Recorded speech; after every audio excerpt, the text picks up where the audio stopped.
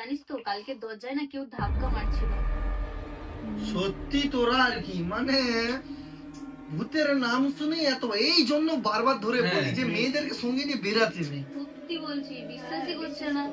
Good morning good morning good morning. তো কালকে রাত সবার ঠিকঠাক কেটেছে তো? হ্যাঁ তো সবাই রেডি তো আজকে যাওয়ার হ্যাঁ, জন্য? হ্যাঁ, সবাই সবাই ঠিক আছে তাহলে। আচ্ছা শোনো না, তোমরা সবাই ফ্রেশ হয়ে নাও। তো আজকে বেরোবে যে তোমরা?